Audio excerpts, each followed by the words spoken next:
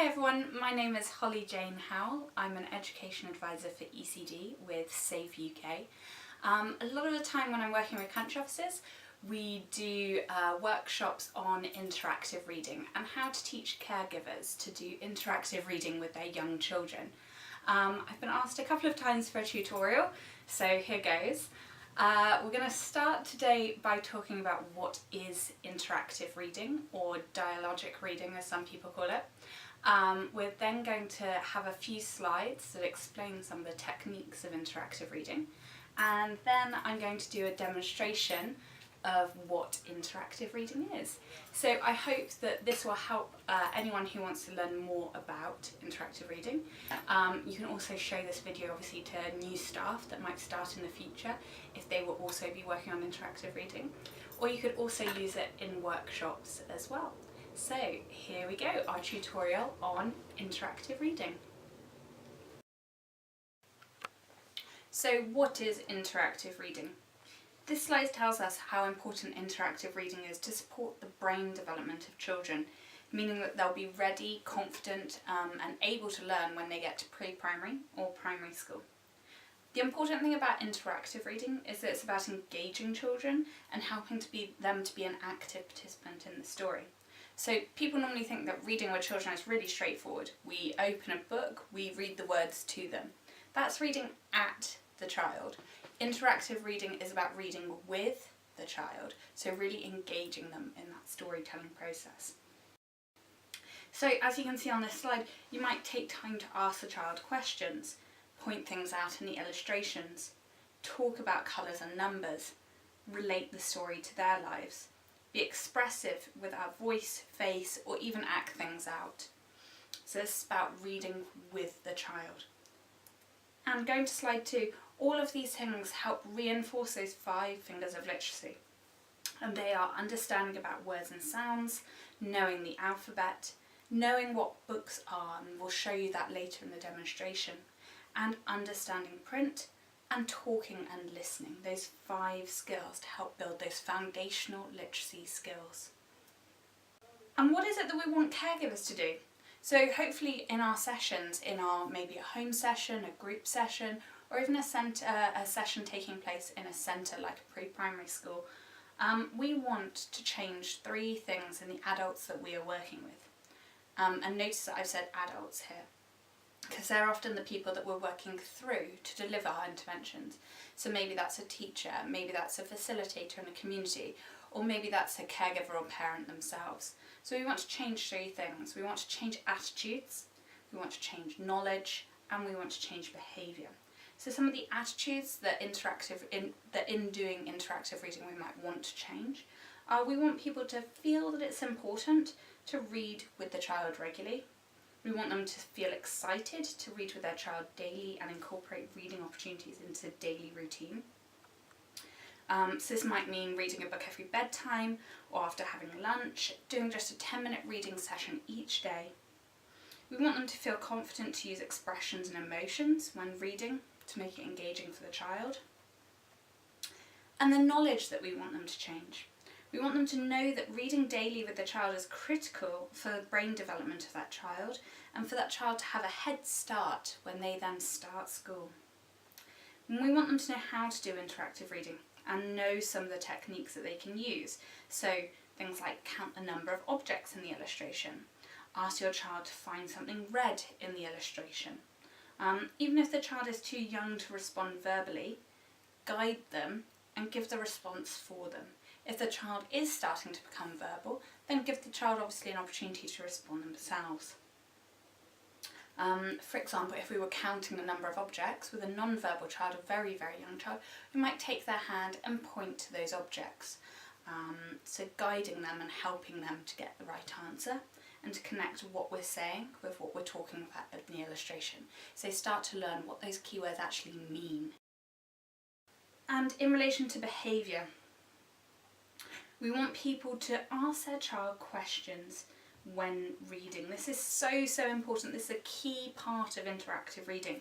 You might ask questions about the characters, about the colours, counting questions, or my favourite type of question is, what do you think this book is about? Or what do you think happens next? Ask questions to your child at the start, at the end, and ask them to recall what happens in the story when you get to the end. And use expressions and emotions to help your child remain engaged. So if you can't remember all of these things, we have 2 useful techniques or mnemonics to remember them. The first is pair. So the first letters of that word, the letters of that word pair, P-E-A-R, connect to different things that you need to remember. So the first, the P, stands for pause. So pause when you're reading, okay? Pause in your reading and ask a prompt question. Where do you think the cat might be? Okay, so I'm going to take a pause. I'm not going to just keep reading all the words. I'm going to take a pause and ask that question. Okay, the second one, E in pair, stands for encourage. So if your child gets it right, praise them. Say, really good answer. What a good suggestion. Well done. That was very well done. You found all the objects in the picture. Okay, the next letter, A, stands for add. So expand on the response of the child. Okay, add more information so they start to really understand what that keyword means. So if I've asked them, what do you think this story is about? And they said, I think the story is about a dog. We might add more information and say, and what noise does a dog make? Woof, woof, woof. Okay, so we're adding information. And the R in pair, P-E-A-R, stands for repeat. So repeat those key words as you introduce them. So if dog is a key word in this story, introduce the word dog several times. And ask your child to also repeat that key word back to us as well. The next technique stands, again as a mnemonic, it's crown, C-R-O-W-N, okay? And the C in crown stands for complete. So leave a gap for the child to complete the missing word in a sentence. So for example, if I was talking about a bird, and what do birds do? They fly. I might leave a gap in the sentence and say, and how do they fly? They use their were. Okay, and I'm leaving a gap so that the child can fill in the word wings. And if they don't know that word yet, then I might lead them to it and say wings. And then next time when I ask that question again, I'd expect the child to know that answer or be able to remember that. We'd also act it out and flap our wings as well. The next letter in crown, C-R-O-W-N, R, stands for remember. So ask the child if they remember what happened earlier in the book. So which character did we meet first? Or which characters have we found in this book? Okay. The next character in crown, C-R-O-W-N, is O, which stands for own. So ask the child if they've ever had experiences similar to this book. Maybe if a character in the book is happy or sad, we could show the children our happy faces and our sad faces. And we can pull those expressions and ask the child to copy them so that they can start to name their own emotions as well. So we're relating it back to their lives. Or likewise, if a little boy in the book, he helps his mum do the cooking, or helps his dad do the cooking, then we might say, have you ever helped your parent do the cooking? So again, we'd relate it back to the child's life. The next technique, the W in crown, stands for W questions. So that's who, what, where, why, when and how. Okay, so ask these questions throughout the book. Keep relating it, keep making the children think, because it will help their comprehension. And those are one of the key skills that we're trying to build. Fluency and comprehension is so important as foundational skills for children. And the last letter in crown, the N, stands for next. So keep asking the children, what do you think happens next in the story? Asking them to predict, asking them to engage, asking them to think creatively and independently. So those are 2 techniques, pair and crown. So please do think about them, and when we do the demonstration later, try and have a look to see which techniques from crown and pair am I using. Okay, and what we've already talked about introducing key terms quite a bit. I've used that phrase already. What do we mean by that? So that's any of the key things that you want children to start learning in these early years. So that might be things like colours, shapes, sizes, relationships, so things like mother, father, brother, sister, feelings, and particularly being able to name their feelings, so that if they have, if they're upset, that they can then start to vocalise, I am feeling sad, and start to be able to name it to tame it. And other things that are key terms include letters, numbers, maybe it's the weather or places, object names, and prepositions like in, on, or under. Okay. And finally, we have a few top tips before we start our demonstration. So remember to sit the child so that they can see the page. Hold the book away from you with the pictures facing the children. Talk about the cover page. Too often parents or teachers skip that front page, but that's a page where the children can really start to engage, think critically, predict, and start learning what things like a title even are. So it's so important to spend time talking about that front cover. Find something to talk about on each page. Remember those W questions: who, what, where, why, when, how. And make sure you include questions that link to those. Ask children to connect it with their own lives. And remember to act out different things or make noises or link this back to something that the child can take part in or engage in. Most importantly, make reading the book fun. Too often when we're reading as adults, it's quite a dry exercise where we're just reading words. We might be reading it monotonously, but remember that reading with children is very different. This has to be a fun, engaging experience, otherwise they're going to lose interest really quickly. So make sure that children can be active participants, make sure that they're engaged, make sure that this is fun. Okay, so those are our top tips, and now we're going to go on to our demonstration. Okay, so now that we've learned a little bit more about interactive reading and techniques like pear and crown, we're going to do a demonstration. So if I was working with a pre-primary school teacher, I would encourage her to sit the children so that they're around here in front of her, and or him, and so that they can see the book. And I would encourage them to hold the book so that it's at the child's level so that they can clearly see the pictures, but the teacher has to look off to the side a little bit. So remember, we're not reading to ourselves, we're reading so that the children can see the picture book. Okay. If I was working with a caregiver, I would encourage them to hold the child on their lap or off to their side. And then you would want to hold the book like this so that the child can clearly see the pictures, or like this if the child is off to the side. For the purposes of this demonstration, I'm going to hold the book like this so that you can see, imagining that you are the children. Okay, so let's get started. So it's story time. We're going to read this book. What do you think this book is about? What do you think this one is about? And I would pause and give the children time to think about it. And notice that I'm already starting by asking those what questions, asking the children to critically think and engage with what might this be about. Okay, so children are likely to say, oh, it's about a dog. And I would repeat that keyword back to them. Yeah, it's a dog. And what noise do dogs make? Okay, and I would wait for the children to give me a response first, and then I would copy and I'd say, that's right, dogs go ruff, ruff, ruff, ruff, ruff. Okay, and then I might point to another thing and I'd say, what's this on the book? And the children would say bird, and would again put it with an action or a noise to help the children remember that new key word that we're introducing. So I might say, that's right, it's a bird, and birds fly up in the sky, and what do they use to fly? And I'm going to use that completion technique, or complete the sentence technique that we talked about in Crown. So I'd wait and I'd say, and what do birds use to fly? They use their... And I'm holding my hands to tell and try and indicate to the children that I want them to say wings. And if they don't understand what I want them to say, I might say their woo to indicate wings and help give them that prompt. And if the children don't say it, I will tell them that it's, they use their wings. The wings on the bird, and they flap their wings to fly. But normally children do say that when they do know that birds have wings, if their parents have been talking to them about them already. And then the children can do it. And then we'd encourage an action. So I'd say, can everyone show me how they would use their wings to fly?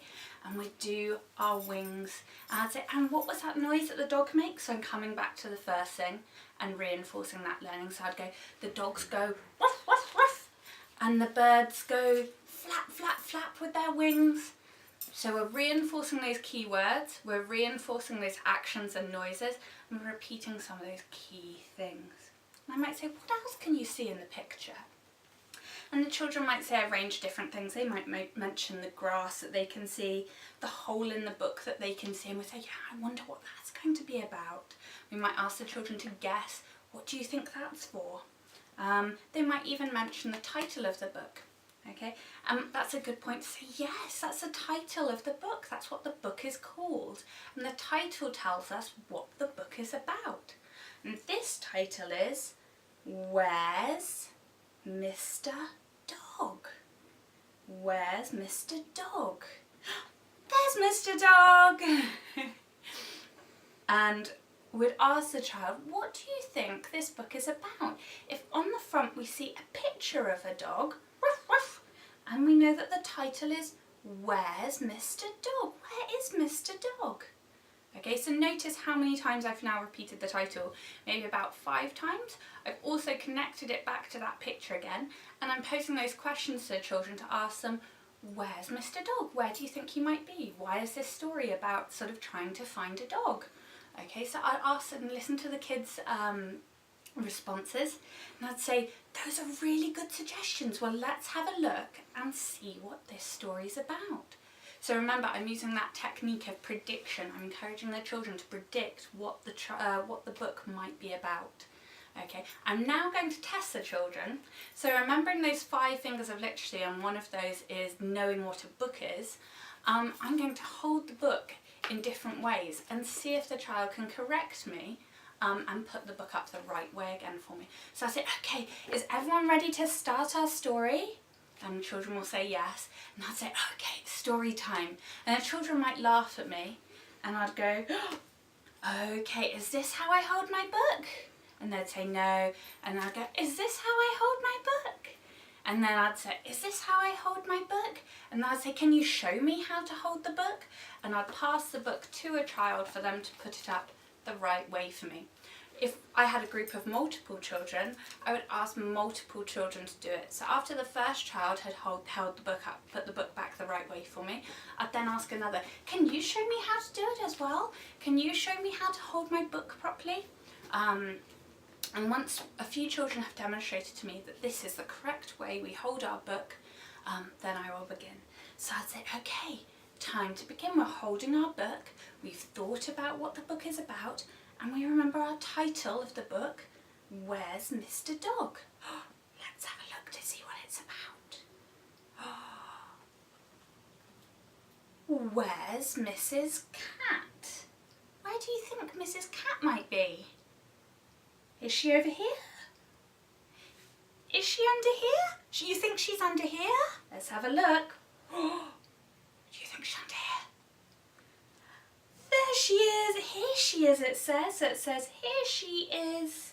So where's Mrs. Cat? Here she is.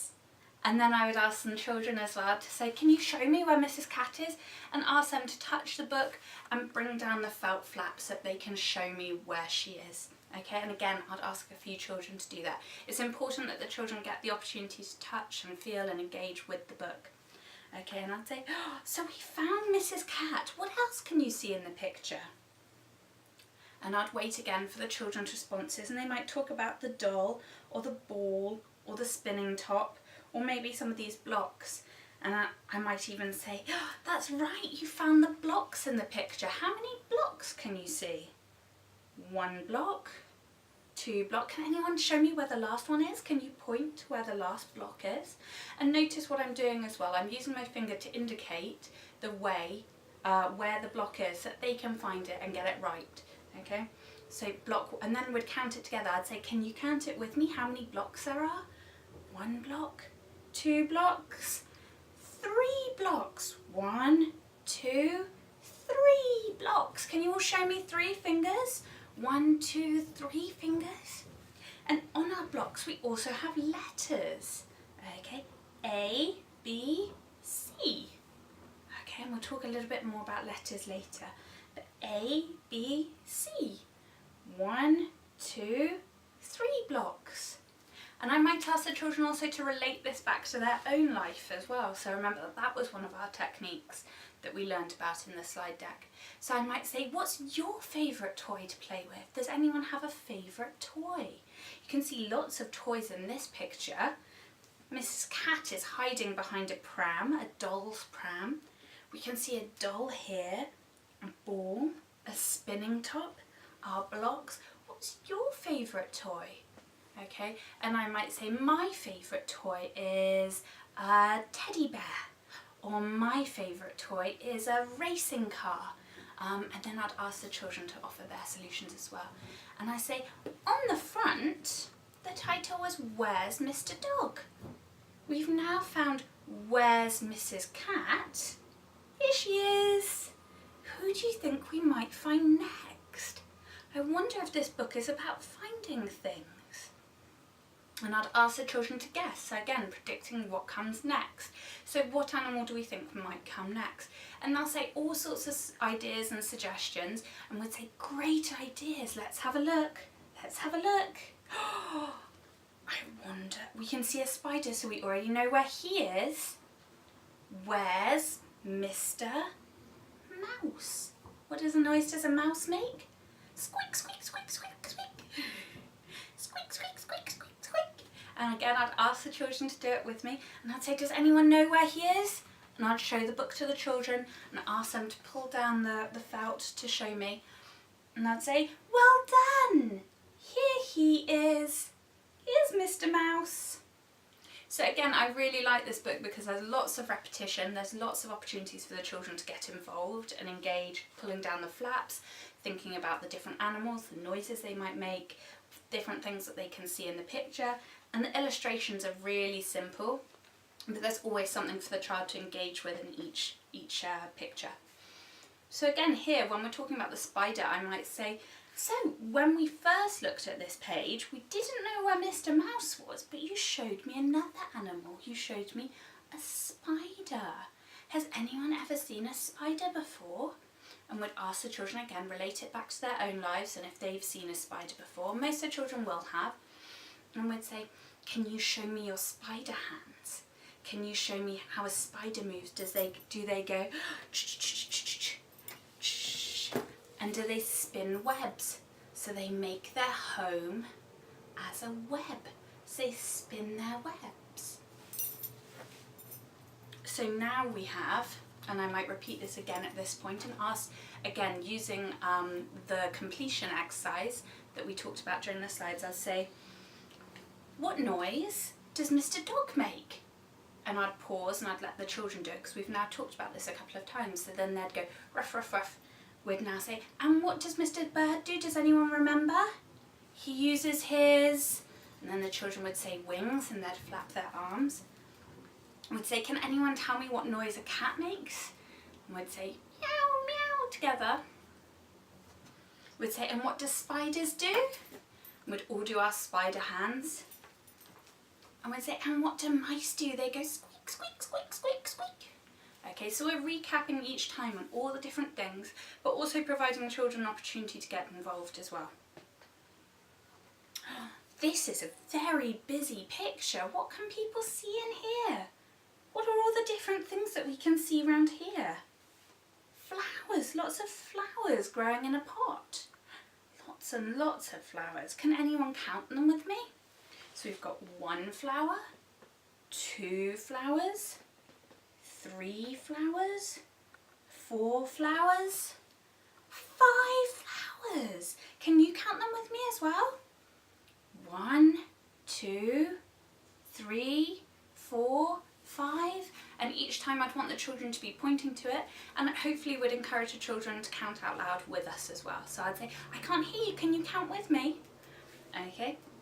And notice how many times I repeated the word flower when I was saying it. If this is a new key word for the child, then we need to repeat it several times on that page. Who do you think might be hiding in here? What animal has ears like this? And obviously this might not be relevant in all contexts, this book. Please use books that are appropriate to your context. But in an English context, a child might already know that a rabbit has ears like this. Okay, and I would expect them to be able to answer that for me. Or if they couldn't answer that for me, we might be able to guess together. So I might say, oh, what is it? What do we think it is? That's it, it's a rabbit. A hoppy, bouncy rabbit. Okay, so let's read our book. Where's Mrs. Rabbit? And again say, can you show me? Pull it down, pull it down. Here she is. Here she is. It's a rabbit. Can we all bounce like rabbits? So again, this time I'm going to move and I'm going to get into my position as a rabbit so that we can all bounce together, and I'll encourage the children to do that. So not only are we doing noises, we're doing actions, we're also doing sort of body movement as well with the children. So we'd all hop around like rabbits and get involved. And then we'd say, oh, I wonder what happens here. What animal do you know that has 1, 2, 3, 4 legs? Let's have a look. It says, where's Mr. Dog? Where do we think he is? Can you show me? Here he is. Here he is. And each time again, we're pointing to it with our finger on those words. Where's Mr. Dog? Here he is. And we might say, oh, who do we think might these belong to? And we'd talk about the picture and we'd say, have you ever seen the washing hang outside in the wind and blow? And that's how the washing dries, when we put it outside and the wind blows and the sun shines and it takes all the water in the clothes and makes them dry. Okay, so I'd say we can see our socks and a dress, and maybe this might be for a baby. All the different things that we can see. What are the different things that you might hang on your washing line? Would you hang your trousers? Would you hang your top? What are the different things? What are you wearing today that you might put out on your washing line? And again, we'll talk about that illustration. And the last page, it says, and where are you? You. Where's you? You're right here. Okay, but where might you be? Might you be in the house? Maybe. What do you think is behind here? Can someone show me? Again, wait for the children to pull it down. Here it is. There you are. And notice each time we're saying the word you, I'm pointing at the children. Okay, so starting to teach some of those phrases like I, me, you, he, she, her, it. Again, we're saying, oh, it's a mirror. There you are, because you can see yourself in the mirror. There you are. So who can we see in this picture? Who can we see here? We can see a dog, a cat, meow meow, the bouncy rabbit, and the squeaky mouse. Okay, so looking back through our book, who did we find? We found, and again I'd pause and I'd wait for the children to complete this. So I'd say we found a, and they'd say cat. We found a, and they'd say mouse. We found a bunny. We found a rabbit, the rabbit. We found a dog, ruff ruff. And here they all are at the end of the book again. And again, we'd repeat it again to let all the children start learning some of these keywords. We've got a ruff ruff, a dog. We've got a meow meow, a cat. We've got a bouncy rabbit. And we've got a squeak squeak squeak squeak mouse, little mouse. What else can you see? There's some other animals like a bird and a butterfly. And remember earlier in the story we met our spider, lots of different animals. So I'd say that's the end of the book. So some of you were right. This story was about finding animals. Where are the animals? I'm trying to find them in the book. The end.